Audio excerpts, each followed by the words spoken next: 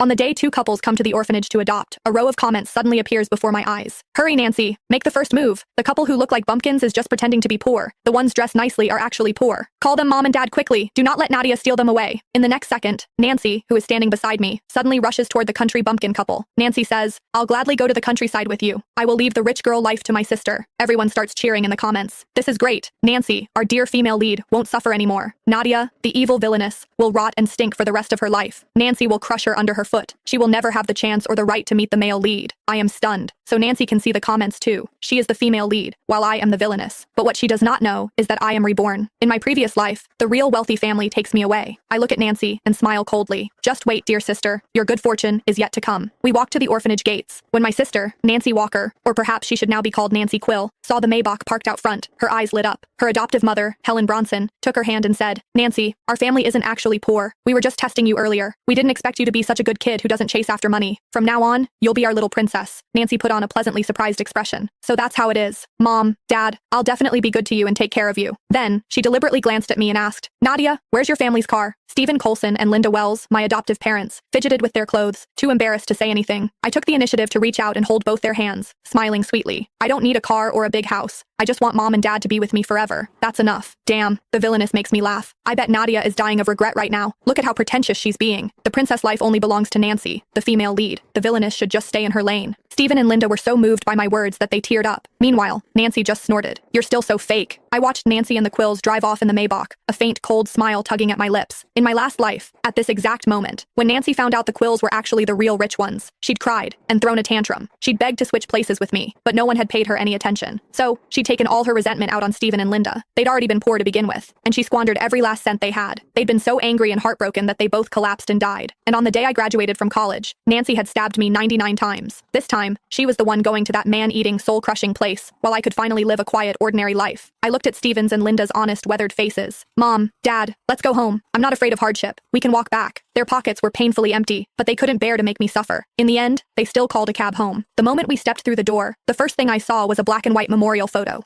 Stephen and Linda immediately stepped in front of me to shield my view, gently comforting me. Nadia, don't be scared. This is your older brother. He passed away many years ago. I smiled and shook my head. I'm not scared. I knew they'd lost their son in middle age and had only then decided to adopt a daughter. They patted my head, deeply moved. You're a wonderful child. Don't worry. Even if we're poor, we'll never let you go without. She'll never make anything of herself. Not when she's living in a dump like this. Nancy's bedroom and bathroom are both bigger than this whole crappy rental. The gap between them is insane. I took the place in with one sweeping glance. It was just a rundown rental apartment, but compared to the cold, beautiful prison that was the Quill residence, this place felt much cozier. At dinner, Stephen and Linda kept piling meat onto my plate.